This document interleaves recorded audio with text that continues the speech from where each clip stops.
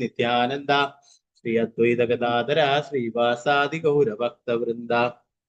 ഹരേ കൃഷ്ണ കൃഷ്ണ കൃഷ്ണ ഹരേ ഹരേ, ഹരേ രാമ രാമ രാമ ഹരേ ഹരേ. ഗുരുവേ ഗൗരചന്ദ്രായ രാധികായ തദാലേ കൃഷ്ണായ കൃഷ്ണഭക്തായ തദ്ഭക്തായ നമഃ. പ്രഭുപാദ की जय, गुरु महाराज की जय, निताय गौर प्रेमानंद हरे हरे कृष्ण. मदेग बंधु मत्संगिन मद्गुरु मन्महादन अन्निष्टारग मद्भाग्या मदानंदा नमोस्तुते. ഗ്രന്ഥരായ ശ്രീമദ് ഭാഗവതം की जय. ശ്രീമദ് ഭാഗവതം പഞ്ചമസ്കന്ധ 10-ാം അധ്യായം ശ്ലോകം 6. ഓം നമോ ഭഗവതേ വാസുദേവായ. അഹോ കഷ്ടം പ്രാതർവ്യക്തം രൂപപരിശ്രാന്തോ ദീർഘമധ്വാനമേക ഏവൗഹിവാൻ സുചിരം നാദിപീവാന സംഹനഗ്നാംഗോജരസ ശോഭദ്രുതോ ഭവാൻ സഖേനോ ഏവാപരായേതേ സംഘട്ടിനൈതി ബഹുവിപ്രലബ്ധോപ്യവിദ്യയാ രചിതദ്രവ്യ ഗുണകർമാശയസ്വ ചരമകളേവരേ അവസ്തുനി സംസ്ഥാനവിശേഷം മമേത്യ നധ്യാനരോപിത മിഥ്യാ പൃഥ്വിയോ ബ്രഹ്മഭൂതസ്തൂഷ്ണീം ശിബികാം പൂർവവതു വാഹ. അഹോ കഷ്ടം പ്രാതർവ്യക്തമുരുപരിശ്രാന്തോ ദീർഘമധ്വാനമേക ഏവ ഊഹിവാൻ സുചിരം നാദിപീവാൻ സംഹനനാംഗോജരസ ശോഭദ്രുതോ ഭവാൻ സഖേനോ ഏവാപരായേതേ സംഘട്ടിനൈതി ബഹുവിപ്രലബ്ധോ അപ്യവിദ്യയാ രചിതദ്രവ്യ ഗുണകർമാശയസ്വചരമ കളേവരേ അവസ്തുനി സംസ്ഥാനവിശേഷം മമേത്യനധ്യാനരോപിത മിഥ്യാപ്രത്യയോ ബ്രഹ്മഭൂതസ്തൂഷ്ണീം ശിബികാം പൂർവവധുവാഹ.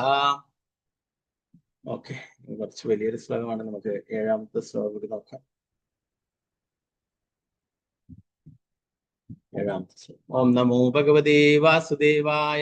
അത പുനഃശുഭികായാം വിഷമഗതായാം പ്രകുപിത ഉവാച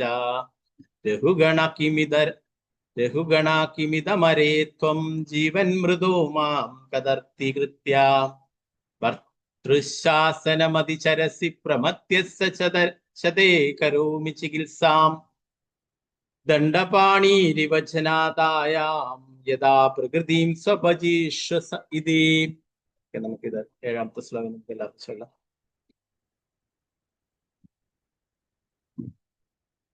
ഓം നമോ ഭഗവതേ വാസുദേവായ. ഓം നമോ ഭഗവതേ വാസുദേവായ. അത പുനഃസ്വശിബികായാം വിഷമഗതായാം പ്രകുപിത ഉവാച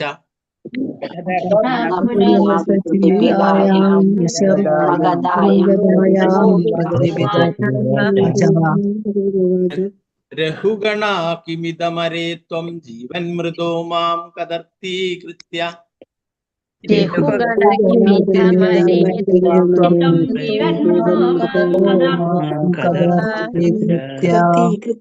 ഭർതൃശാസനമതിചരസി പ്രമത്യസ്സ തേ കരോമി ചികിത്സാം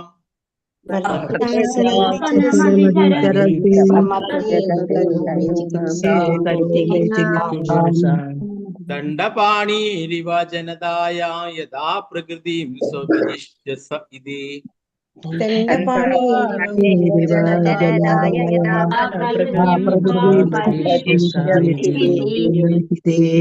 അത പുനഃസ്വഭിഷികായാം വിഷമഗതായാം പ്രകുപിത ഉവാച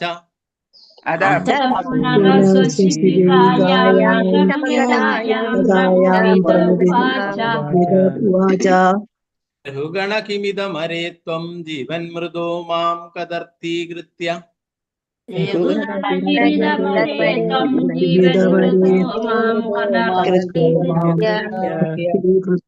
ഭർതൃശാസനമതിചരസി പ്രമത്യസ്യ ച തേ കരോമി ചികിത്സാം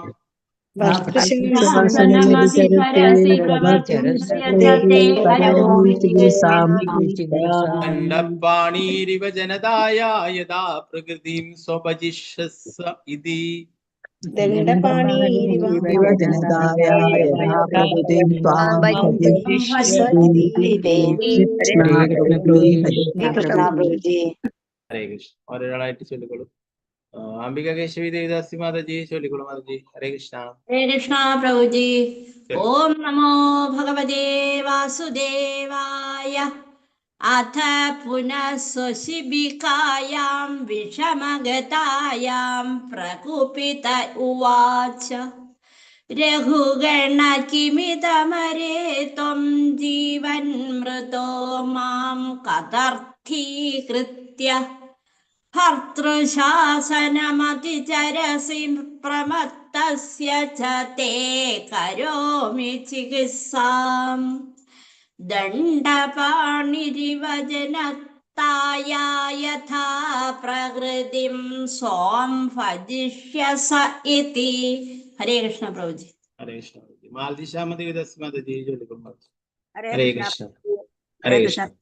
ചൊല്ലിക്കോളൂ. ഓം നമോ ഭഗവതേ വാസുദേവായ. അധ പുനഃ ശിബികായാം വിഷമഗതായാം പ്രകുപിത ഉവാച രഘുഗുണ കിം ഇദമരേ ത്വം ജീവന്മൃതോ മാം കദർത്ഥീകൃത്യ ഭർതൃശാസനമതിചരസി പ്രമത്തസ്യ ച തേ കരോമി ചികിത്സാം ദണ്ഡപാണീരിവ ജനതായ യഥാ പ്രകൃതിം സ്വാം ഭജിഷ്യസ ഇതി. ഹരേ കൃഷ്ണ പ്രഭുജി. ഹരേ കൃഷ്ണ. സ്വർണ്ണപ്രഭ മാതാജി ചൊല്ലിക്കോളൂ. ഹരേ കൃഷ്ണ. ഓം നമോ ഭഗവതേ വാസുദേവായ. അഥ പുനഃ ശിബികായാം വിഷമഗതായാം പ്രകുപിത ഉവാച രഘുഗണ കിമിദമരേ ത്വം ജീവന്മൃതോ മാം കദർത്ഥീകൃത്യ ഭർതൃശാസനമതിചരസി പ്രമത്തസ്യ ച കതേ കരോമി ചികിത്സാം ദണ്ഡപാണീരിവ ജനതായ യഥാ പ്രകൃതിം സ്വാം ഭജിഷ്യസ്യ ഇതി. ഹരേ കൃഷ്ണ പ്രഭുജി. ഹരേ കൃഷ്ണ. പത്മകുമാരി മാതാജി ചൊല്ലിക്കോളൂ മാതാജി. ഹരേ കൃഷ്ണ. അൺമ്യൂട്ട് ഹരേ കൃഷ്ണ പ്രഭുജി. ചൊല്ലിക്കോളൂ. ഓം നമോ ഭഗവതേ വാസുദേവായ. അധ പുനഃ ശിബികായാം വിഷമഗതയാം പ്രകുപിത ഉവാച രഘുഗണ കിമിദമരേ ത്വം ജീവന്മൃതോ മാം കദർത്ഥീകൃത്യ ഭർതൃശാസനമതിചരസി പ്രമത്തസ്യ ച തേ കരോമി ചികിത്സാം ദണ്ഡപാണിരിവ ജനതായ യഥാ പ്രകൃതിം സ്വാം ഭജിഷ്യസ്യ ഇതി. ഹരേ കൃഷ്ണ.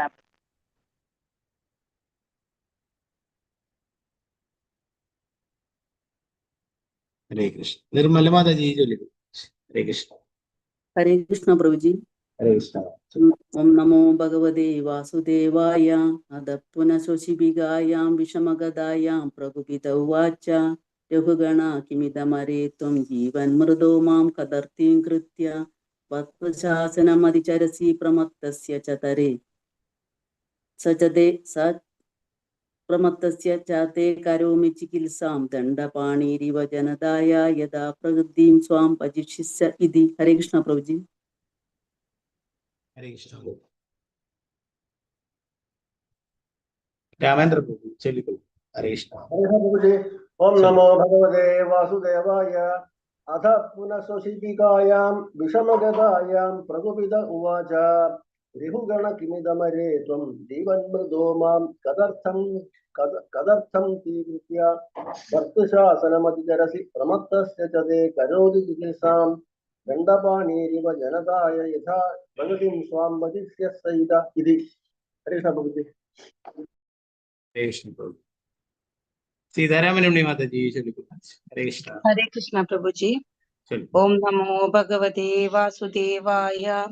അധ പുനഃ ശിബികായാം വിഷമഗതയാം പ്രകുപിത ഉവാച രഘുഗണ കിമിദമരേ ത്വം ജീവന്മൃതോ മാം കദീർത്യകൃത്യ ഭർതൃശാസനമതിചരസി പ്രമത്തസ്യ ച തേ കരോമി ചികിത്സാം ദണ്ഡപാണീരിവ ജനതയാ യഥാ പ്രകൃതിം സ്വോപജിഷ്യസ്യ ഇതി.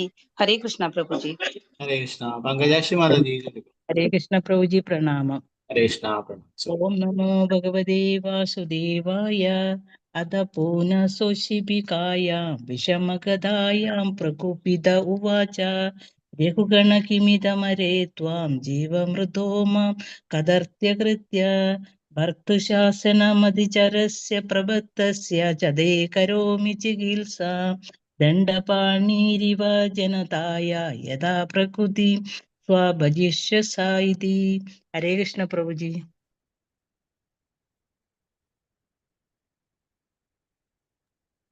ഹരേ കൃഷ്ണ പ്രഭുജി.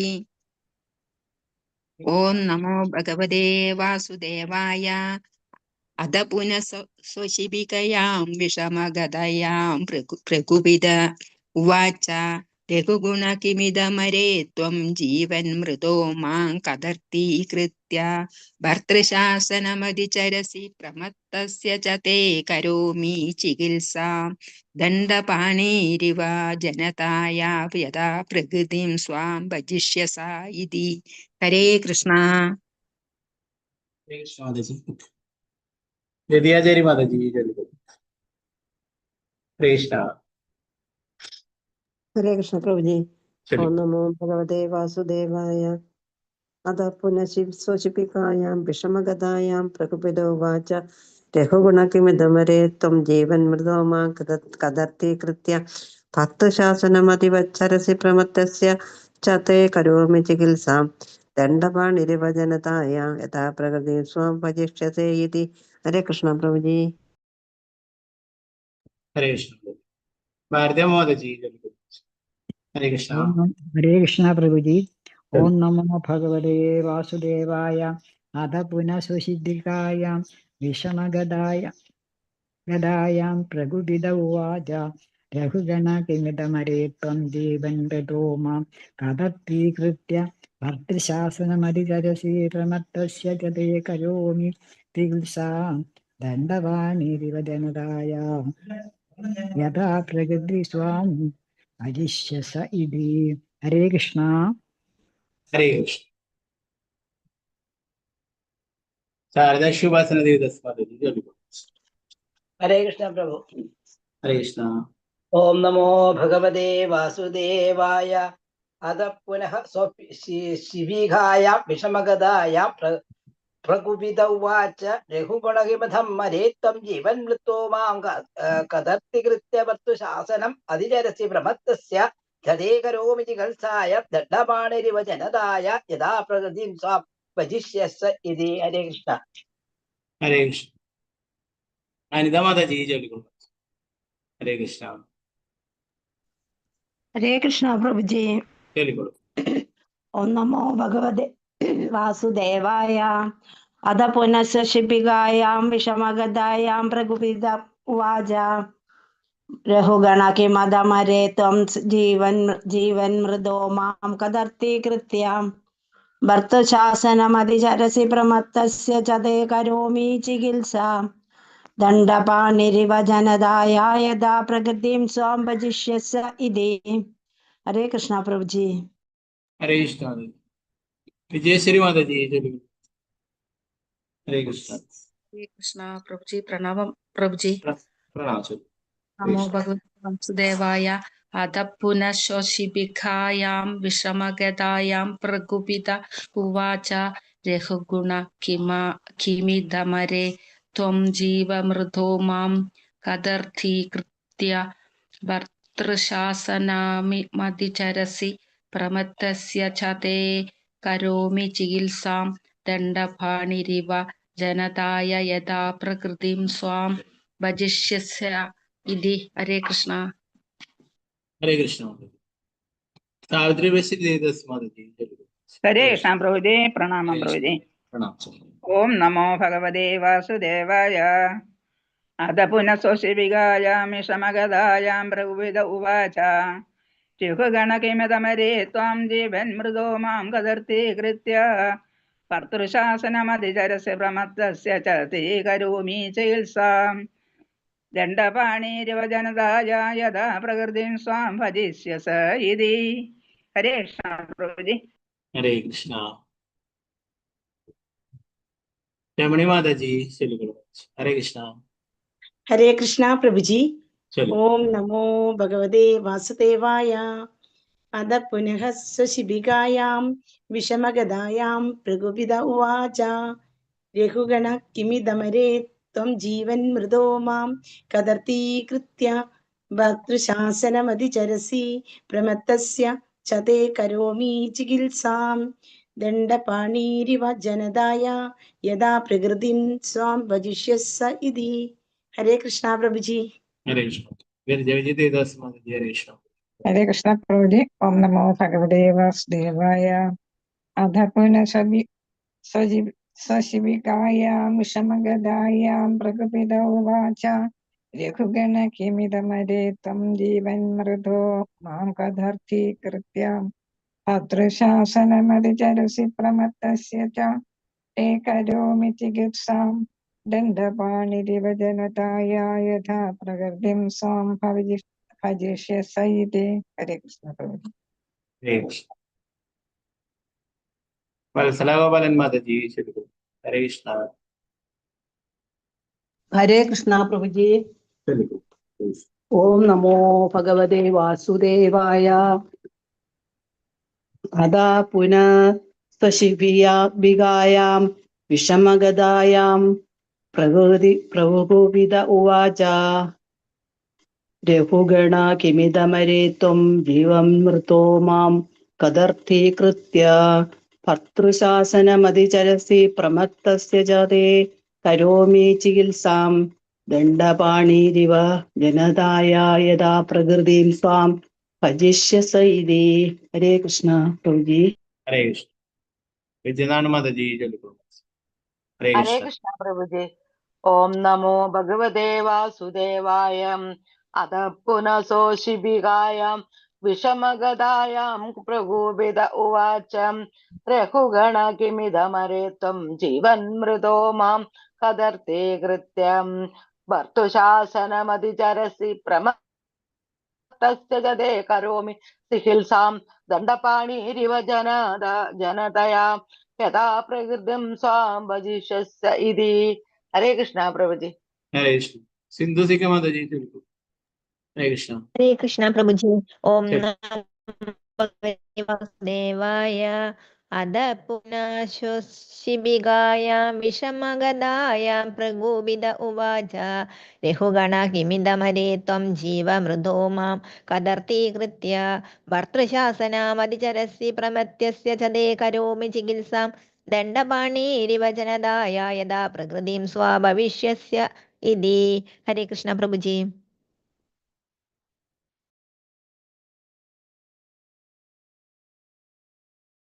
हरे कृष्ण। गीतासी माता जी। हरे कृष्ण।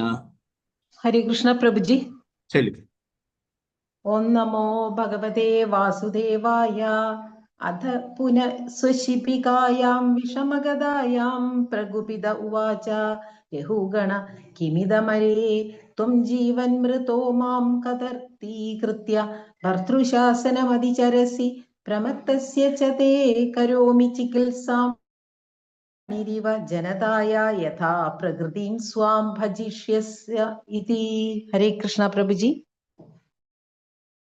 हरे कृष्ण माता जी। गीता टी माता जी। हरे कृष्ण। हरे कृष्णा प्रभु जी। चलिए। ओम नमो भगवते वासुदेवाय।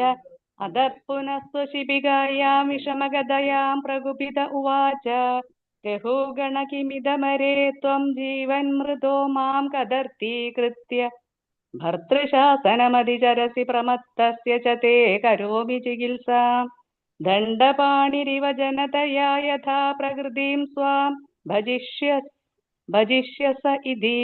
हरे कृष्णा प्रभु जी। हरे कृष्ण माता जी। चित्रा जी माता जी। हरे कृष्ण। हरे कृष्ण प्रभु जी। ओम नमो भगवते वासुदेवाय।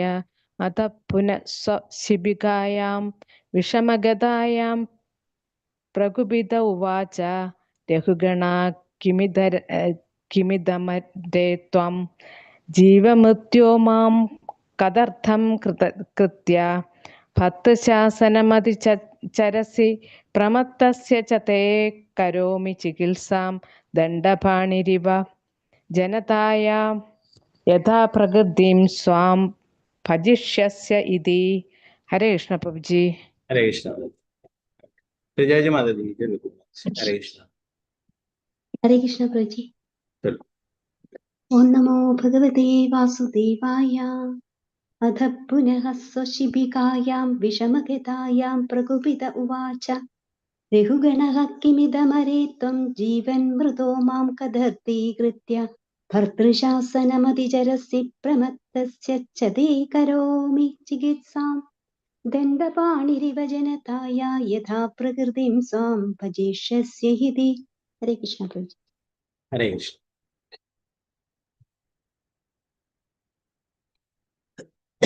നമുക്ക് നേരത്തെ എടുത്തിട്ട് 6ാമത്തെ ശ്ലോകം നോക്കാം, എന്നിട്ട് ഇതിലേക്ക് വരാം വീട്ടിലേക്ക്.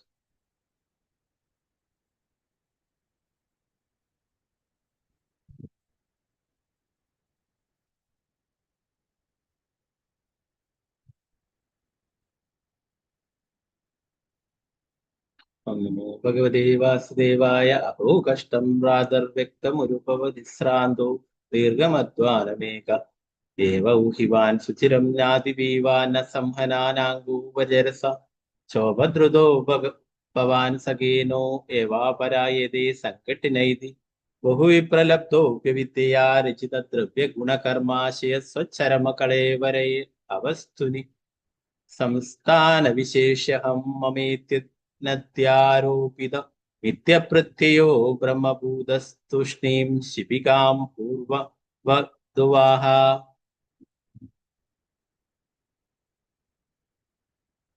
വർത്തനം ഭാവാർത്ഥനെ ശ്രീ ഭക്തിവേദാന്ത സ്വാമി ശ്രീല പ്രഭുപാദ് കി ജയ്. രഘുഗുണ രാജാവ് ജഡഭരതനോട് പറഞ്ഞു, എന്റെ പ്രിയപ്പെട്ട സഹോദര, എന്ത് കഷ്ടമാണിത്.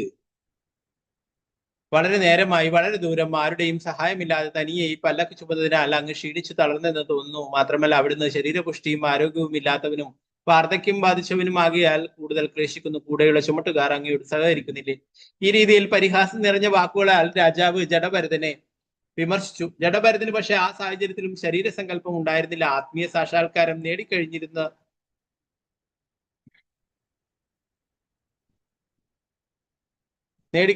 അദ്ദേഹത്തിന് താൻ ശരീരമല്ലെന്ന് നിശ്ചയമുണ്ടായിരുന്നു.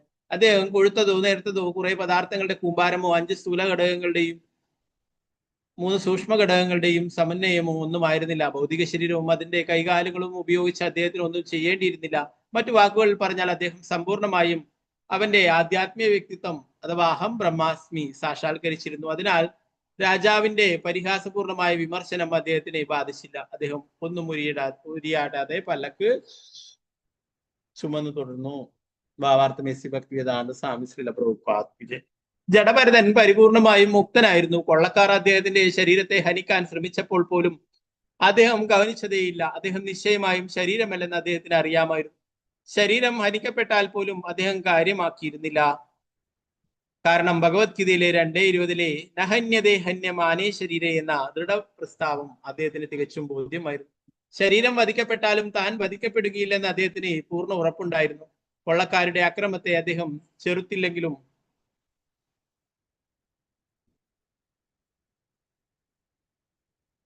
പരമദിവ്യത്വ പുരുഷനായ ഭഗവാൻ തന്റെ പ്രതിനിധിയായ കാളീദേവിയിലൂടെ അവരുടെ അനീതിയിൽ അസഹിഷ്ണുവായി. അതിനാൽ കൃഷ്ണന്റെ കാരുണ്യത്താൽ അദ്ദേഹം രക്ഷിക്കപ്പെടുകയും കൊള്ളക്കാർ കൊല്ലപ്പെടുകയും ചെയ്തു. ഇവിടെ ഈ പല്ലക്ക് ചുമക്കുമ്പോഴും താൻ ശരീരമല്ലെന്ന് അദ്ദേഹത്തിന് അറിയാമായിരുന്നു.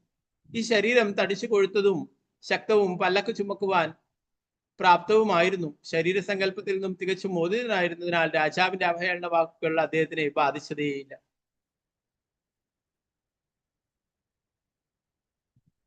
ഒരുവന്റെ കർമ്മത്തിനനുസരിച്ചാണ് ശരീരം സൃഷ്ടിക്കപ്പെടുന്നത്. ഒരു പ്രത്യേക തരത്തിലുള്ള ശരീരം രൂപപ്പെടുന്നതിന് ആവശ്യമായ ഘടകങ്ങൾ ഭൗതിക പ്രകൃതി നൽകുന്നു. ശരീരത്താൽ ആവരണം ചെയ്യപ്പെട്ടിരുന്ന ആത്മാവ് ശരീരത്തിന്റെ നിർമ്മിതിയിൽ നിന്നും വളരെ വിഭിന്നമാണ്. അതിനാൽ ശരീരത്തിന് അനുകൂലമായോ പ്രതികൂലമായോ ചെയ്യപ്പെടുന്നതൊന്നും ജീവാത്മാവിനെ ബാധിക്കില്ല. വൈദിക വെളിപ്പെടുത്തൽ ഇതാണ്: അസംഗോഹൈ അയം പുരുഷ.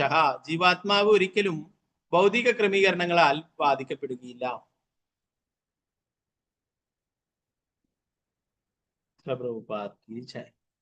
നാരായണ നമസ്കൃത്യ നരം ചൈവ നരോത്തമം ദേവീം സരസ്വതിം വ്യാസം തതോ ജയമുദ്രേ നഷ്ടപ്രായേഷു ഭദ്രേഷു നിത്യം ഭാഗവത സേവയാ ഭഗവതി ഉത്തമ ശ്ലോകേ ഭക്തിർഭവതി നഷ്ടി.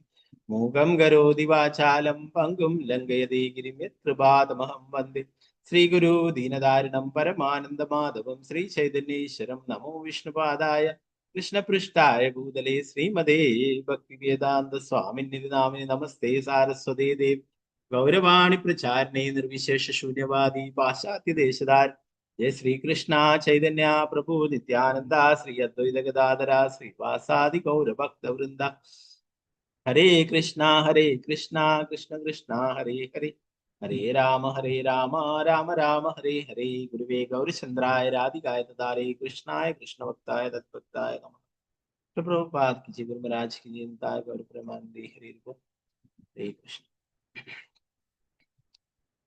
അപ്പൊ നേരത്തെ പറഞ്ഞു 4 പേര് പല്ലക്ക് ചുമക്കുന്നതില് 3 പേര് നേരത്തെ ഉണ്ടായിരുന്ന രാജാവിന്റെ സേവകരുടെ ഭടന്മാര് തന്നെയായിരുന്നു. എന്നാൽ ഒരാൾ പുതുതായിട്ട് ചേർന്നതാണ് അല്ലെ. രാജാവ് അസ്വസ്ഥത ആ പല്ലക്ക് ചുമക്കുന്നവര് ശരിയായ രീതിയിൽ പിടിക്കാത്തത് കൊണ്ട് അവരെ ശാസിച്ചപ്പോൾ പറഞ്ഞു, ഞങ്ങളൊക്കെ കൃത്യമായിട്ട് പിടിക്കുന്നുണ്ട്, പുതുതായിട്ട് ചേർന്നിട്ടുള്ള ഈ ഒരു വ്യക്തിയാണ് ഞങ്ങളെ സഹകരിക്കാത്തത്, ഞങ്ങളുമായിട്ട് സഹകരിക്കാത്തത് ഇദ്ദേഹമാണ് ശരിയായിട്ട് പിടിക്കാത്തത് എന്ന് പറയുന്നുണ്ട് അല്ലെ. അപ്പോ രോഗണ രാജാവ് പരിഹസിച്ചുകൊണ്ട് പറയുകയാണ്, ജഡഭരതനെ, നീ ഒറ്റയ്ക്കാണ് ഇത്രയേറെ ചുമന്നത്, അതുകൊണ്ട് നീ തളർന്നു പോയായിരിക്കും. അതുപോലെ തന്നെ എന്താണ്, നിനക്ക് ആരോഗ്യമില്ല, നീ വാർദ്ധക്യം ബാധിച്ചവനാണ്. അപ്പൊ ഇങ്ങനെയൊക്കെ പറഞ്ഞിട്ട് പരിഹസിക്കുന്നു. ജഡഭരതൻ എന്നാൽ ശരീരബോധത്തിനും അപ്പുറമാണ് അല്ലെ.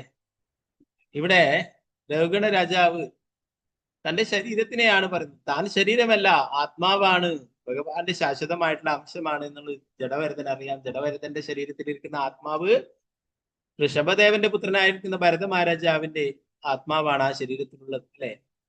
അപ്പൊ അതുകൊണ്ട് തന്നെ അദ്ദേഹത്തിനെ ബാധിക്കുന്ന കാര്യമല്ല ഇത്, ഈ പരിഹാസം. ഇവിടെ പ്രഭുപാദർ പറയും, എന്താ പറയാ, നമ്മുടെ ശരീരം പഞ്ചഭൂതങ്ങൾ കൊണ്ട് നിർമ്മിച്ചിട്ടുള്ളതാണ് അല്ലെ.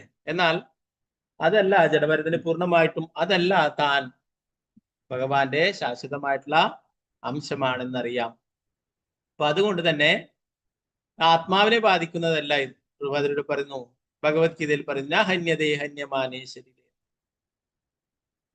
ശരീരത്തിന് വധിക്കപ്പെട്ടാലും ശരീരത്തിന് എന്ത് സംഭവിച്ചാലും ആത്മാവിന് ഒന്നും തന്നെ സംഭവിക്കുന്നില്ല അല്ലെ. അത് ശാശ്വതമായിട്ടുള്ളതാണ്, ഭഗവാന്റെ ശാശ്വതമായിട്ടുള്ള അംശമാണ്.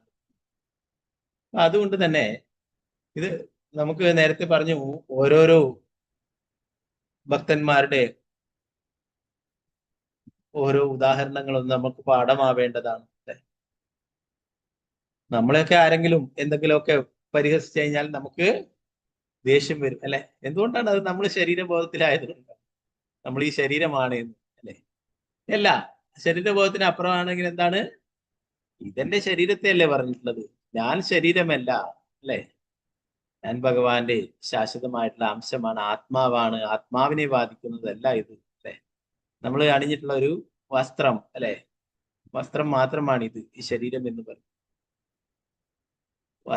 ആ വസ്ത്രത്തിനെ എന്ത് പറഞ്ഞു കഴിഞ്ഞാലും നമ്മളെ ബാധിക്കുന്നതല്ല, നമ്മൾ ആ വസ്ത്രമല്ല അല്ലെ. അതുപോലെ നമ്മൾ ആത്മാവാണ് അല്ലെ, ആത്മാവിനെ ബാധിക്കുന്നതല്ല ഇതൊന്നും തന്നെ എന്ന് ജഡഭരതൻ പൂർണ്ണമായിട്ടും മനസ്സിലാക്കിയതിൽ എന്തു പറഞ്ഞിട്ടും ജഡഭരതന് യാതൊരു മാറ്റവും ഉണ്ടായിരുന്നില്ലായിരുന്നു.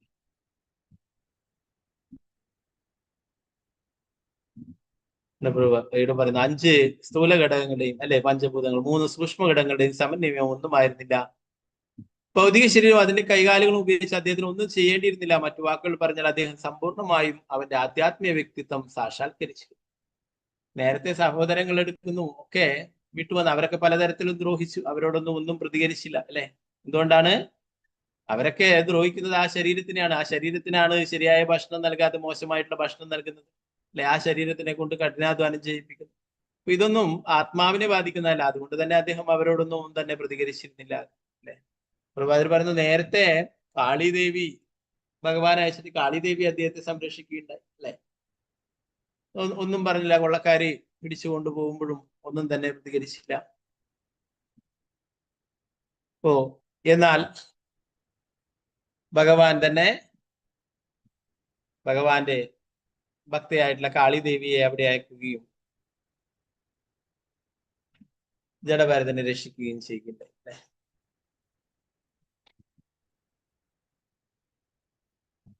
പറഞ്ഞു പരമദിവ്യോത കൃഷ്ണനായ ഭഗവാൻ തന്റെ പ്രതീതിയായ കാളിദേവിയിലൂടെ അവരുടെ അനീതിയിൽ അസഹിഷ്ണുമായി, അതിനാൽ കൃഷ്ണന്റെ കാരണത്താൽ അദ്ദേഹം രക്ഷിക്കപ്പെടുകയും കൊള്ളക്കാർ കൊല്ലപ്പെടുകയും ചെയ്തു. ഓ എന്താണ്? ഭഗവാന്റെ പ്രതീതിയാണ്, ഭഗവാന്റെ ഭക്തയാണ് കാളിദേവി.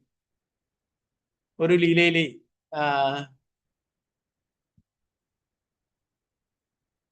വൃന്ദാവനത്തിലെ ഭഗവാന്റെ ഭക്തകൾ അവര് കാളിദേവിയെ പൂജിക്കുകയുണ്ടായി. അപ്പൊ ഒരിക്കല് ഭഗവാൻ തന്നെ കാളിദേവിയുടെ രൂപം ധരിച്ചിട്ട് അവിടെ നിൽക്കുകയുണ്ടായി എന്ന് പറഞ്ഞു. അപ്പൊ അവര് ഭഗവാന് പൂജകള് കാളിദേവിയുടെ രൂപം ധരിച്ച് അവിടെ അങ്ങനെ ഒരു ലീല നടന്നിട്ടുണ്ട്. ചില സ്ഥലങ്ങളിലൊക്കെ ആ പിക്ചർ കാണാം. അപ്പോ കാളിദേവി എന്നതും ഭഗവാന്റെ പ്രതീതിയാണ്. എല്ലാ ദേവീ ദേവന്മാരും ഭഗവാന്റെ പ്രതീതികളാണ് അല്ലെ. ഭഗവാന്റെ ഭക്തനെ എന്തെങ്കിലും സംഭവിക്കും ഭഗവാൻ തന്നെ നേരിട്ട് രക്ഷിക്കും. ചിലപ്പോഴൊക്കെ ഭഗവാന്റെ പ്രതീതികൾ വന്നിട്ട് രക്ഷിക്കും അല്ലെ. ഇവിടെ കാളിദേവിക്ക് ബലിയർപ്പിക്കുവാനായിട്ടാണ് കൊണ്ടുപോയിട്ടുള്ളത്. എന്നാൽ സാക്ഷാൽ കാളിദേവി തന്നെ വന്നിട്ട് ജഡഭരതനെ രക്ഷിക്കുകയുണ്ടായി. ഇവിടെ ഈ പല്ലക്ക് ചുമക്കുമ്പോഴും താൻ ശരീരമല്ലെന്ന് അദ്ദേഹത്തിന് അറിയാം. ഈ ശരീരം തടിച്ചു കൊഴുത്തവും ശക്തവും പല്ലക്ക് ചുമക്കാൻ പ്രാപ്തവുമായിരുന്നു. ശരീര സങ്കല്പം തികച്ചും മോദിനായിരുന്ന രാജാവിന്റെ അവഹേളന വാക്കുകൾ അദ്ദേഹത്തെ ബാധിച്ചതേ ഇല്ല. ഓ നമ്മളും നമ്മളെ എന്തെങ്കിലുമൊക്കെ പറഞ്ഞു കഴിഞ്ഞാൽ എന്താണ്? അവര് പറഞ്ഞിട്ടുള്ളത് നമ്മുടെ ശരീരത്തെയാണ് അല്ലെ. നമ്മുടെ ശരീരമല്ല നമ്മളെ ആത്മാവാണ്. അതുകൊണ്ട് നമ്മളെ ബാധിക്കുന്നതല്ല എന്ന് പറഞ്ഞിട്ട് അങ്ങ് വിട്ടേക്കണം. നമ്മൾ അവരോട് ആരോടും പ്രതികരിക്കാനെന്ന് പോകും. അപ്പൊ അവര് ശരീരത്തെയാണ് അവഹേളിക്കുന്നത്. അതുകൊണ്ട് ഇതൊന്നും നമ്മളെ ബാധിക്കുന്നതല്ല. അവർക്ക് അറിയില്ല ശരീരം ആത്മാവും തമ്മിലുള്ള ബന്ധം അല്ലെ. അതുകൊണ്ടാണ് അവര് ശരീരത്തിനെ കുറിച്ച് പറയുന്നത്. ഇവിടെ ജഡഭരതൻ അങ്ങനെയുള്ള ഉയർന്ന തലത്തിലായതുകൊണ്ട് തന്നെ അദ്ദേഹത്തെ പരിഹാസമൊന്നും അദ്ദേഹത്തെ ബാധിച്ചതേയില്ല. എന്നാൽ പരിഹസിച്ച ആൾക്ക് അതിന്റെ പാപഫലങ്ങൾ ലഭിക്കുകയും ചെയ്യും. അവസാനം രഘുഗണ രാജാവ് ജഡഭരതനോട് മാപ്പ് പറയുന്നു. വൈഷ്ണവാപരാധം പൊറുക്കണം എന്നൊക്കെ പറഞ്ഞിട്ട് മാപ്പ് പറയും. അവസാനം ഇതേ പരിഹസിച്ച അതേ രഘുഗണന് തന്നെ ജഡഭരതന് ഉപദേശങ്ങൾ നൽകാതെ നമ്മൾ വരുന്ന ഭാഗങ്ങൾ.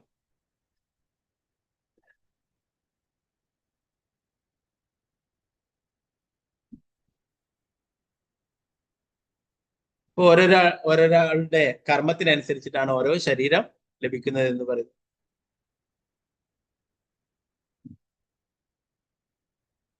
ശരീരം രൂപപ്പെടുന്നതിന് ആവശ്യമായ ഘടകങ്ങൾ ഭൗതിക പ്രകൃതി നൽകുന്നു അല്ലെ. നമ്മുടെ ശരീരം പഞ്ചഭൂതങ്ങളാൽ നിർമ്മിക്കുന്നു.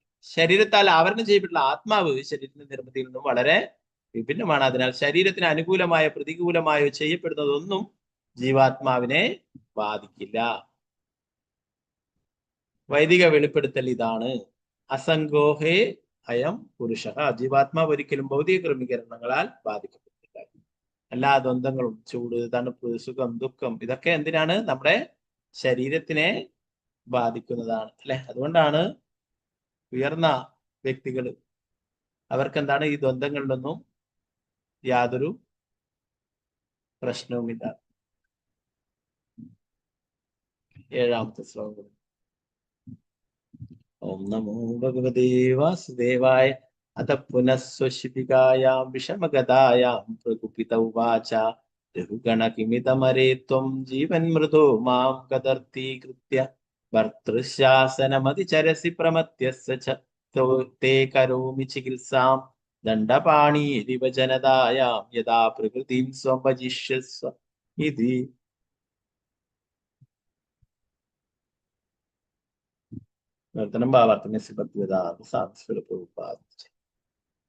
അതിനുശേഷവും പല്ലക്ക് ചുമക്കുന്നവർ അത് വല്ലാതെ കുലുക്കിയതിനാൽ അത്യന്തം ശുദ്ധനായ രാജാവ് പറഞ്ഞു, ഹേ വിഡ്ഢി, നീ എന്താണ് ചെയ്യുന്നത്? നിന്റെ ശരീരത്തിനുള്ള ജീവൻ ഉണ്ടായിട്ടും നീ മരിച്ചോ?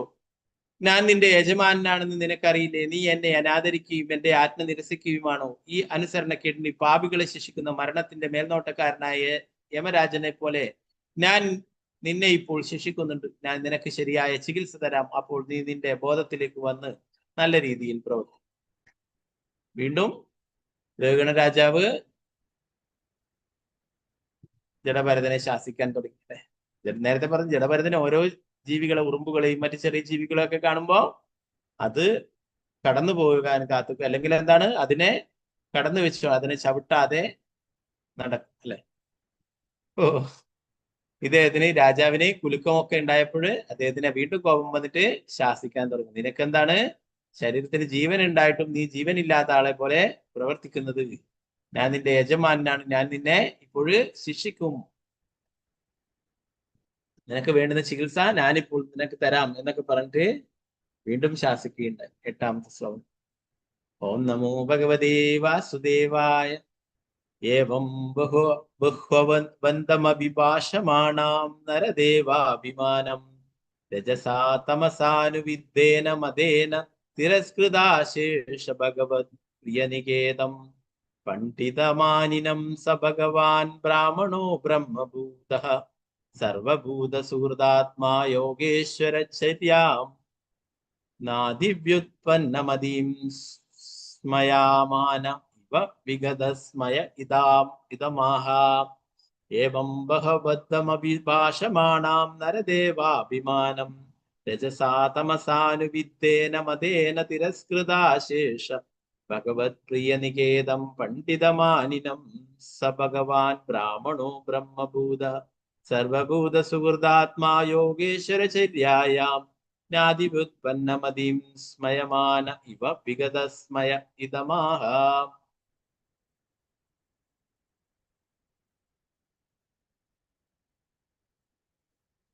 വർത്തനം ഭാവാർത്ഥം ഭക്തിവേദാന്ത സാംസ്കൃതിക.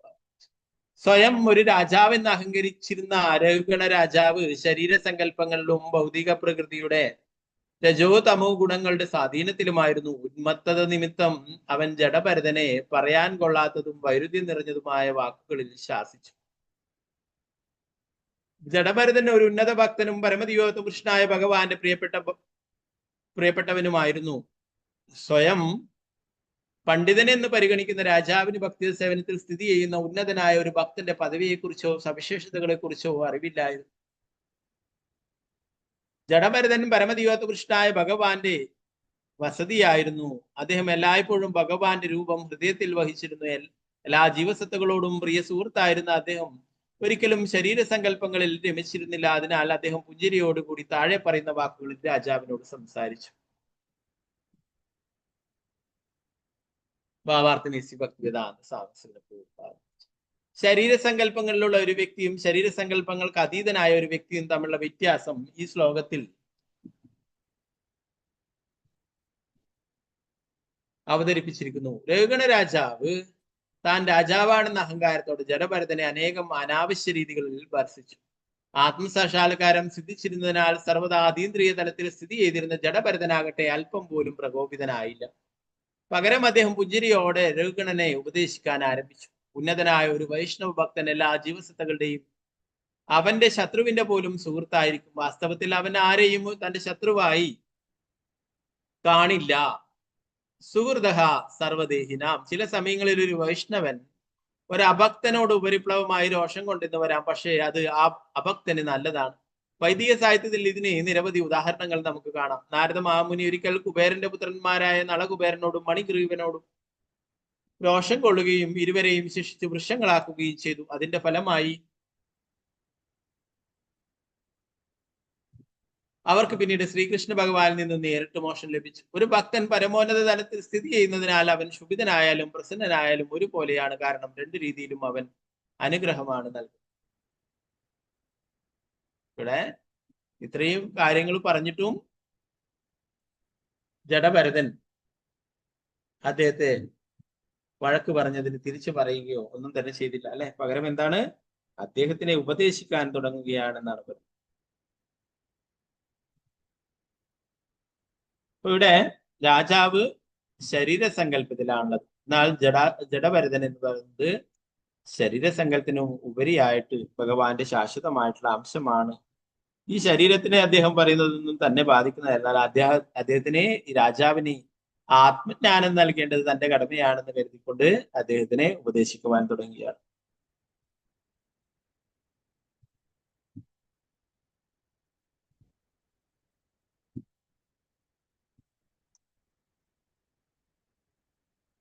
പ്രഭുപാദർ പറയുന്നു,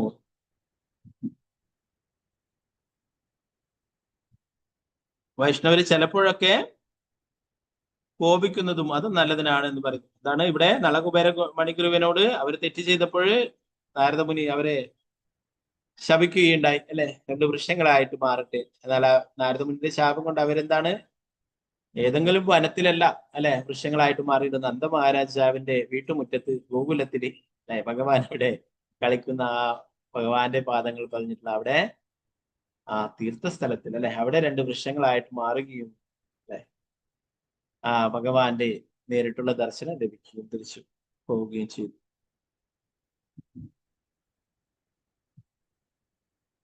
അപ്പൊ ഇവിടെ രാജാവ് ഇത്രയൊക്കെ പറഞ്ഞിട്ടും ജഡഭരതനി അദ്ദേഹത്തിനോട് കാരുണ്യം കാണിക്കുവാനാണ് നോക്കിയിട്ടുള്ളത്. എന്താണ് പറയുന്നത് നമുക്ക് നോക്കാം. 9ാമത്തെ ശ്ലോകം. ഓം നമോ ഭഗവതേ വാസുദേവായ ബ്രാഹ്മണോ വാച ത്വയോദിതം വ്യക്തമവിപ്രലബ്ധം ഭർത്തുസ്സമേ സ്യാദിതി വീരഭാരഃ ഗന്ധുർയദി സ്വാദധിഗമ്യമധ്വാ പീവേദിരാശോ നപിതാം പ്രവാദഃ. ബ്രാഹ്മണോവാച ത്വയോദിതം വ്യക്തമവിപ്രലബ്ധം ഭർത്തുസ്സമേ സ്യാദിതി വീരഭാരഃ ഗന്ധുർയദി സ്യാദധിഗമ്യമധ്വാ പീവേദിരാശോ നപിതാം പ്രവാദഃ.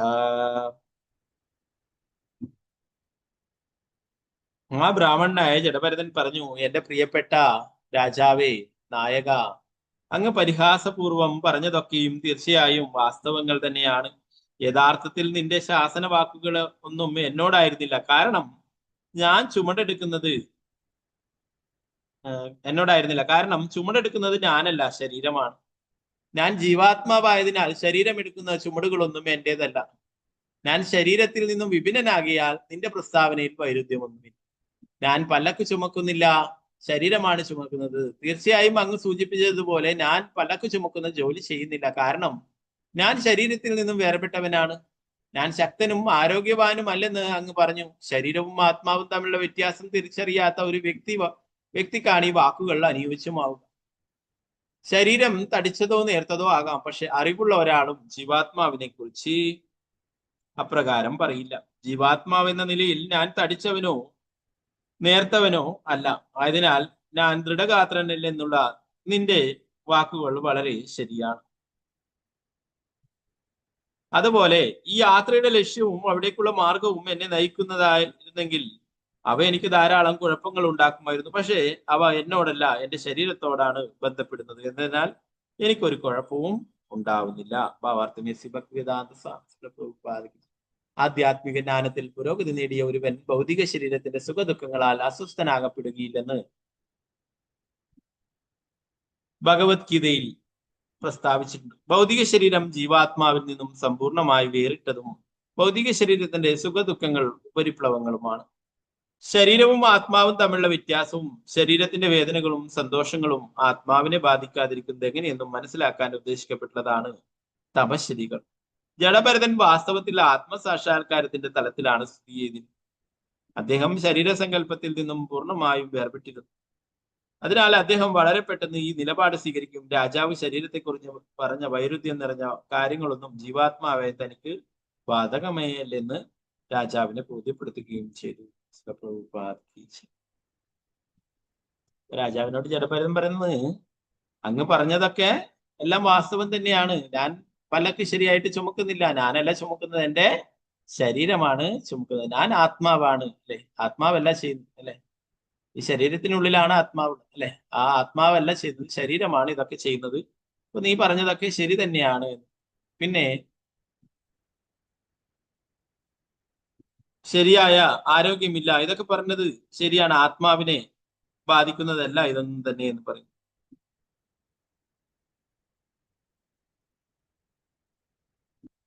ശരീരം തടിച്ചതോ നേർത്തതോ ആകാം, പക്ഷെ അറിവുള്ള ഒരാളും ജീവാത്മാവിനെ കുറിച്ച് അപ്രകാരം. ജീവാത്മാവ് എന്ന നിലയിൽ ഞാൻ തടിച്ചവനോ നേർത്തവനോ അല്ല. അതിനാൽ ഞാൻ ദൃഢഗാത്രനല്ല. നിന്റെ വാക്കുകളും വളരെ ശരിയാണ് പറയും. ഓ, രാജാവ് പറഞ്ഞതൊക്കെ രാജാവ് പരിഹസിച്ചു പറഞ്ഞു. എന്നാൽ അദ്ദേഹത്തിന് യഥാർത്ഥ ജ്ഞാനം ഉപദേശിച്ചു കൊടുക്കുകയാണ് ഇവിടെ ജഡഭരതൻ ചെയ്തത്, അല്ലെ? നിങ്ങൾ പറഞ്ഞതൊക്കെ കറക്റ്റ് തന്നെയാണ്. ഞാൻ ചുമക്കുന്നില്ല, എന്റെ ശരീരമാണ് ചുമക്കുന്നത്. എന്റെ ശരീരത്തിന് തീരെ ആരോഗ്യം, എനിക്ക് തീരെ ആരോഗ്യമില്ല എന്ന് പറഞ്ഞു. ഞാൻ ദൃഢഗാത്രനല്ല എന്ന് പറഞ്ഞാല് ആത്മാവ് അത്രയും ചെറിയ അംശമാണ് അല്ലെ. അപ്പോ അതിന് എത്ര വലിയ രൂപമൊന്നുമില്ല. അപ്പൊ നിങ്ങൾ പറഞ്ഞതൊക്കെ കറക്റ്റ് തന്നെയാണെന്ന് പറയുന്നു.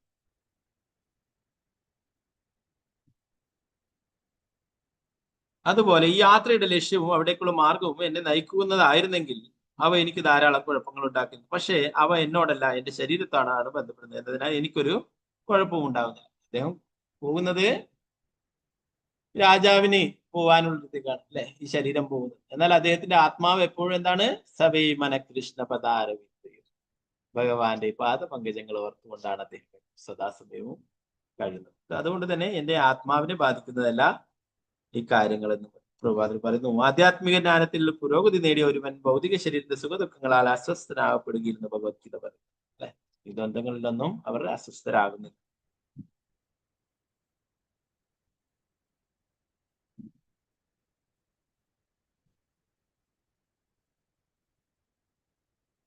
ജഡഭരതൻ വാസ്തവത്തിൽ ആത്മസാക്ഷാത്കാരത്തിന്റെ തലത്തിലാണ് സ്ഥിതി ചെയ്യുന്നത്. അദ്ദേഹം ശരീരസങ്കല്പത്തിൽ നിന്നും പൂർണ്ണമായും വേർപെട്ടിരുന്നു. അതിനാൽ അദ്ദേഹം വളരെ പെട്ടെന്ന് ഈ നിലപാട് സ്വീകരിക്കും. രാജാവ് ശരീരത്തെക്കുറിച്ച് പറഞ്ഞ വൈരുദ്ധ്യം നിറഞ്ഞ കാര്യങ്ങളൊന്നും ജീവാത്മാവെ തനിക്ക് ബാധകമേ അല്ലെന്ന് രാജാവിന് ബോധ്യപ്പെടുത്തുകയും ചെയ്തു.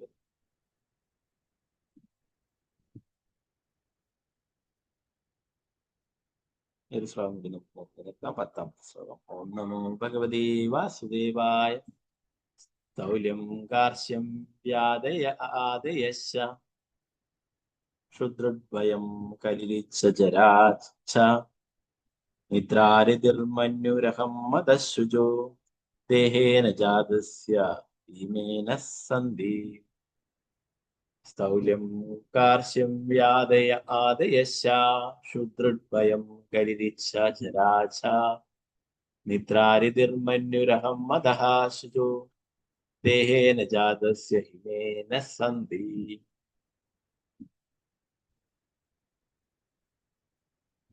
കൊഴുത്ത് മെലിഞ്ഞ് ശാരീരികവും മാനസികമായ കൊഴുത്ത് മെലിഞ്ഞ് ശാരീരികവും മാനസികമായ ദുഃഖം, ദാഹം, വിശപ്പ്, ദയ, വിസമ്മതം, ഭൗതിക സന്തോഷത്തിന് വേണ്ടിയുള്ള ആഗ്രഹങ്ങൾ, വാർദ്ധക്യം, നിദ്ര, ഭൗതിക പദവികളോടുള്ള പ്രതിപത്തി, ക്രോധം, ദുഃഖം, വ്യാമോഹം, ശരീരമാണ് ആത്മാവെന്ന തെറ്റായ തിരിച്ചറിയൽ, ഇവയെല്ലാം ജീവാത്മാവിന്റെ ഭൗതിക ആവരണങ്ങളുടെ രൂപാന്തരങ്ങളാണ്. ഭൗതികമായ ശരീരസങ്കല്പങ്ങളിൽ മുഴുകിയിട്ടുള്ള ഒരു വ്യക്തി ഇവയാലെല്ലാം ബാധിതനാകും. പക്ഷെ ഞാൻ എല്ലാ ശരീരസങ്കല്പങ്ങളിൽ നിന്നും മോചിതനാണ്. ആയതിനാൽ ഞാൻ കൊഴുത്തവനോ മെലിഞ്ഞവനോ അങ്ങ് സൂചിപ്പിച്ചതുപോലുള്ള മറ്റെന്തെങ്കിലുമോ അല്ല. ഭാവാർത്ഥം എസ്. ഭക്തി വേദാന്ത ചില നരോത്തമദാസ് താക്കൂർ പാടി. ദേഹസ്മൃതി നാഹി ആര സംസാര ബന്ധന കഹാൻ താര. ആധ്യാത്മികമായ അന്വത്വം പ്രാപിച്ച ഒരുവിന് ശരീരത്തോടോ ശരീരത്തിന്റെ കർമ്മങ്ങളോടോ പ്രതികർമ്മങ്ങളോടോ യാതൊരു ബന്ധവുമില്ല. ഒരുവൻ താൻ ശരീരമല്ലെന്ന് മനസ്സിലാക്കുന്നതോടെ ആത്മസാക്ഷാത്കാരത്തിന്റെ ഏറ്റവും ഉയർന്ന തലത്തിലെത്തും. പിന്നെ തടിച്ചവനെന്നോ മെലിഞ്ഞവനെന്നോ ഉള്ള പ്രശ്നമേ ഉദിക്കുന്നില്ല. ആധ്യാത്മികമായി സാക്ഷാത്കാരം സിദ്ധിക്കാത്ത പക്ഷം ശരീരസങ്കല്പം അവനെ ഭൗതിക ലോകത്തിൽ കുരുക്കിയിടുന്നു. ഇന്ന് എല്ലാ മനുഷ്യ സമൂഹവും ശരീരസങ്കല്പത്തിന് കീഴിലാണ് പ്രവർത്തിക്കുന്നത്. അതിനാൽ ശാസ്ത്രങ്ങൾ ഈ യുഗത്തിലെ മനുഷ്യരെ ദ്വിപാദ പശു, ഇരുകാലി മൃഗങ്ങൾ എന്ന് വിളിച്ചിരിക്കും. അത്തരം മൃഗങ്ങളുടേതായ സംസ്കാരത്തിൽ ആർക്കും സന്തോഷത്തിൽ കഴിയുക സാധ്യമല്ല. നമ്മുടെ കൃഷ്ണാബോധ പ്രസ്ഥാനം പതിതമായ മനുഷ്യ സമൂഹത്തെ ആധ്യാത്മിക ജ്ഞാനത്തിന്റെ നിലവാരത്തിലേക്ക് ഉയർത്താൻ യത്നിക്കുന്നു. ജഡഭരതനെ പോലെ വളരെ പെട്ടെന്ന് ആത്മസാക്ഷാത്കാരം നേടാൻ എല്ലാവർക്കും ആവില്ല. ഇങ്ങനെ തന്നെ ആയാലും ശ്രീമദ് ഭാഗവതം 1:2-18 പറയുന്നത് പോലെ നഷ്ടപ്രായേഷ ഭദ്രേഷു നിത്യം ഭാഗവത സേവയാ. ഭാഗവത തത്വങ്ങൾ പ്രചരിപ്പിക്കുന്നതിലൂടെ നമുക്ക് മനുഷ്യ സമൂഹത്തെ പരിപൂർണ തലത്തിലേക്ക് ഉയർത്താൻ കഴിയും. ഒരുവൻ ശരീരസങ്കല്പത്താൽ ബാധിക്കപ്പെടാതിരുന്നാൽ അവന് ഭഗവാന്റെ ഭക്തിത സേവനത്തിലേക്ക് ഉയരാൻ കഴിയും.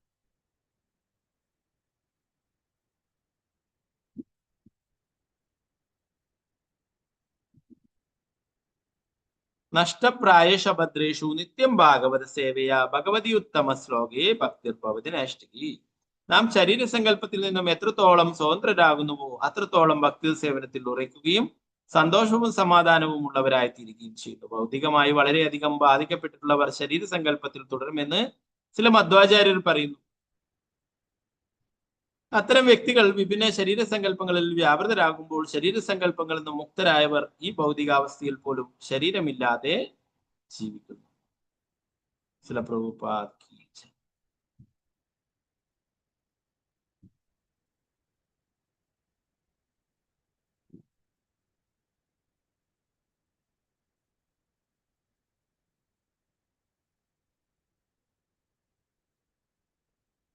ഇവിടെ 10ാമത്തെ ശ്ലോകത്തില് ഈ ശരീരത്തിനെ സംബന്ധിക്കുന്ന കാര്യങ്ങളെ കുറിച്ചാണ് പറയുന്നത്. കൊഴുത്തത്, മെലിഞ്ഞത്, ദുഃഖം, ദാഹം, വിശപ്പ്, ദയ, വിസമ്മതം, മറ്റുള്ള ഭൗതിക സന്തോഷത്തിന് വേണ്ടിയുള്ള ആഗ്രഹങ്ങൾ, വാർദ്ധക്യം, നിദ്ര, ഭൗതിക പദവികളുടെ പ്രതിപത്തി, ക്രോധം, ദുഃഖം, വ്യാമോഹം, തെറ്റായിട്ടുള്ള ജ്ഞാനം, ശരീരമാണ് ആത്മാവാണെന്നുള്ള തെറ്റായ തിരിച്ചറിവ്, ഇവയെല്ലാം ജീവാത്മാവിന്റെ ഭൗതികാവരണങ്ങളുടെ രൂപാന്തരങ്ങളാണ്. ഭൗതികമായ ശരീരസങ്കല്പങ്ങളിൽ മുഴുകിയിട്ടുള്ള ഒരു വ്യക്തി ഇവയാലെല്ലാം ബാധിതനാകും. പക്ഷെ ഞാനെല്ലാ ശരീരസങ്കല്പങ്ങളും മോചിതനായതിനാൽ ഞാൻ കൊഴുത്തവനോ മെലിഞ്ഞവനോ അങ്ങ് സൂചിപ്പിക്കുന്ന മറ്റെന്തെങ്കിലുമോ എല്ലാവരും ശരീരമാണെന്നുള്ള ആ തലത്തിലുള്ളത് കൊണ്ടാണ് ഈ എല്ലാ ഗുണങ്ങളും ബാധിക്കുന്നത് എന്ന് പറയുന്നു. എന്നാൽ ശരീരസങ്കല്പത്തിൽ നിന്നും ജഡഭരതൻ പറയുന്നു, ഞാൻ അതിൽ നിന്നും മോചിതനാണ്, അതുകൊണ്ട് എന്നെ ഇതൊന്നും ബാധിക്കുന്നതല്ല. നിങ്ങൾ പറയുന്ന ഒന്നും തന്നെ. രാജാവിനിടെ ദുഃഖമുണ്ടാകുന്നു, ക്രോധമുണ്ടാകുന്നു, അല്ലെ? ശരിക്കും പല്ലക്ക് പിടിക്കാത്തപ്പോൾ ഒരു അസ്വസ്ഥത അനുഭവപ്പെട്ടു, അല്ലെ? പിന്നീട് ക്രോധമുണ്ടായി, അല്ലെ? ഇതൊക്കെ എന്താണ്? അദ്ദേഹം ശരീരമാണ് താനെന്നുള്ള അവസ്ഥയിലാണ്, അല്ലെ? എന്നാൽ ഇവിടെ ജഡഭരതൻ പറയുന്നു, ഞാൻ എന്നെ ബാധിക്കുന്നതല്ല ഈ കാര്യങ്ങളൊന്നും തന്നെ. അതുകൊണ്ട് തന്നെ നിങ്ങൾ എന്തു പറഞ്ഞാലും ഇതൊന്നും എന്നെ ബാധിക്കില്ല. എന്താണ്? ഞാൻ ഈ ശരീരമല്ല, ആത്മാവാണെന്നുള്ളത്.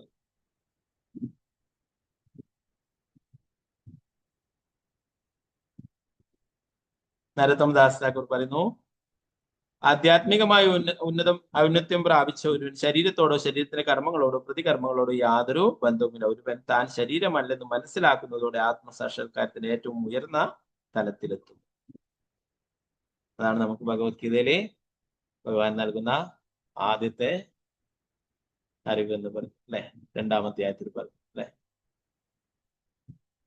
നാം ഈ ശരീരമല്ല, ആത്മാവാണ്.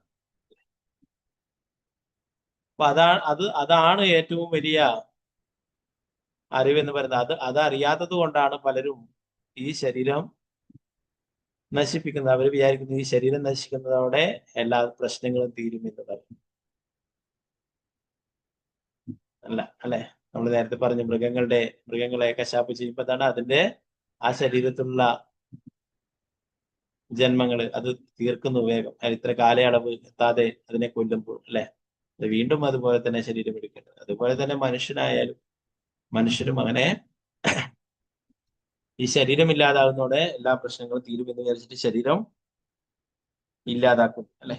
എന്നാൽ അതൊരിക്കലും ശരിയായിട്ടുള്ള കാര്യമല്ല, അല്ലെ? അത് ആത്മാവിനെ കുറിച്ച് മനസ്സിലാക്കാത്തത് കൊണ്ടാണ് അങ്ങനെയുള്ള കാര്യങ്ങൾ ചെയ്യുന്നത്.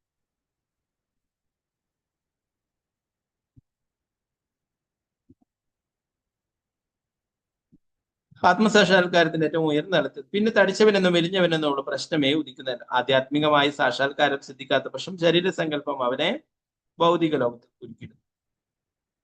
പ്രവാചകർ പറയുന്നത്, ഇന്നെല്ലാം എന്താണ്? എല്ലാ മനുഷ്യ സമൂഹവും ശരീരസങ്കല്പത്തിന് കീഴിലാണ് പ്രവർത്തിക്കുന്നത്. അതുകൊണ്ട് ഈ യുഗത്തിലെ ജനങ്ങളെ ദ്വിപാദ പശു, ഇരുകാലി മൃഗങ്ങൾ എന്ന് വിളിച്ചു. അവരുടെയൊക്കെ അവബോധം ശരിയായ രീതിയിലല്ല. അവര് ശരീരത്തിന് വേണ്ടിയിട്ട് മാത്രം പ്രവർത്തിക്കുന്നു, ശരീരത്തെ പറ്റി മാത്രം ചിന്തിക്കുന്നു, ആത്മാവിനെ പറ്റി ചിന്തിക്കുന്നേയില്ല, അതിനെക്കുറിച്ച് ജ്ഞാനമില്ല, അതിനെക്കുറിച്ച് ചിന്തിക്കുന്നില്ല, അതിനു വേണ്ടിയിട്ടുള്ള യാതൊരു പ്രവൃത്തികളും ചെയ്യുന്നത്. അതുകൊണ്ട് എന്താണ്? അവരെ ദ്വിപാദ പശു എന്ന് പറയും. പശു എന്ന് പറയുന്നത് മൃഗങ്ങൾ. പശു എന്നുള്ളത് പശുവിനെ മാത്രമല്ല, പശു എന്നുള്ള സംസ്കൃത വേർഡ് എന്താണ്? മൃഗങ്ങൾ. അപ്പോ ഇരുകാല് മൃഗങ്ങൾ. മൃഗങ്ങൾക്ക് 4 കാലുണ്ട്, എന്നാല് പുരോഗതി പ്രാപിച്ചതുകൊണ്ട് 2 കാലേ ഉള്ളൂ. എന്നാൽ അവരുടെ അവബോധം മൃഗങ്ങളെക്കാളും കഷ്ടമാണ് അല്ലെ. അതുകൊണ്ടാണ് ഇന്ന് പലതരത്തിലുള്ള കാര്യങ്ങൾ നടന്നുകൊണ്ടിരിക്കുന്നത് അല്ലെ. എല്ലായിടത്തും നെഗറ്റീവായിട്ടുള്ള കാര്യങ്ങൾ തന്നെ അല്ലെ. ആക്രമണവും കൊള്ളയും കൊലപാതകവും പിടിച്ചുപറിയും മറ്റുള്ള കാര്യങ്ങളും ഇതൊക്കെ നടന്നുകൊണ്ടിരിക്കുന്നത് അല്ലെ. അതുകൊണ്ടാണ് അവരുടെ ഒന്നും അവബോധം വികസിച്ചിട്ടില്ല അല്ലെ. അതുകൊണ്ട് തന്നെ അവര് മൃഗങ്ങളെക്കാളും കഷ്ടമായിട്ട് പെരുമാറും.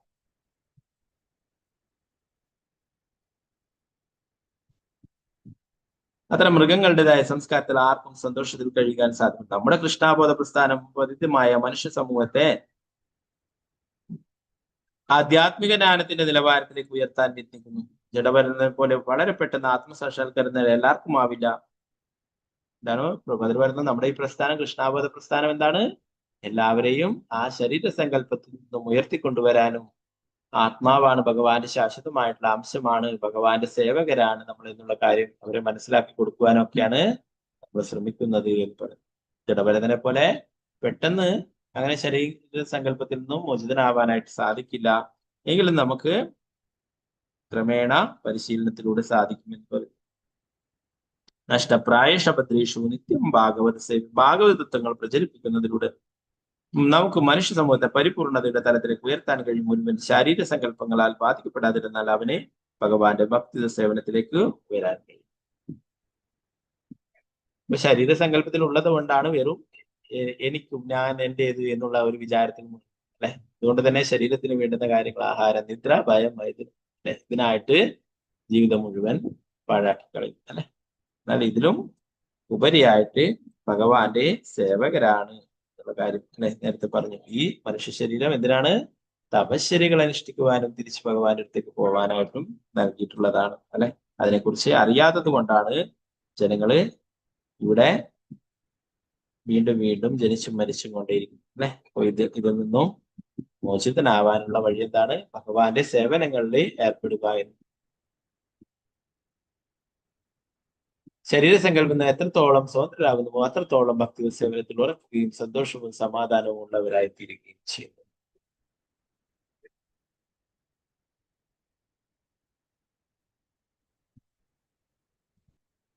അപ്പൊ നമ്മൾ എത്രമാത്രം ഭൗതികമായിട്ടുള്ള കാര്യങ്ങൾ കുറച്ചു വേണ്ടുന്നോ അത്രയും കൂടുതൽ ആധ്യാത്മികമായിട്ട് പുരോഗതി ഉണ്ടാവുകയും ചെയ്യുന്നു. നിത്യം ഭാഗവത അല്ലെ. ഭഗവാന്റെ സത്കഥകൾ സദാ സമയം കേൾക്കുക, എല്ലായ്പ്പോഴും കേൾക്കുക. അതുപോലെ തന്നെ ഭഗവാന്റെ തിരുനാമം എപ്പോഴും ജപിക്കുക അല്ലെ. ഇതൊക്കെ നമ്മുടെ ഉള്ള അനർത്ഥങ്ങൾ ഇല്ലാതാക്കുകയും ആധ്യാത്മിക പുരോഗതിയിലേക്ക് നയിക്കുകയും ചെയ്യും. ഓക്കെ, ബാക്കി ഭാഗങ്ങൾ നമുക്ക് ക്ലാസ്. ഗ്രന്ഥരായ ശ്രീമദ് ഭാഗവതം की जय, श्री प्रभुपाद की जय, ഗ്രന്ഥരാജ് की जय. ഹരേ കൃഷ്ണ.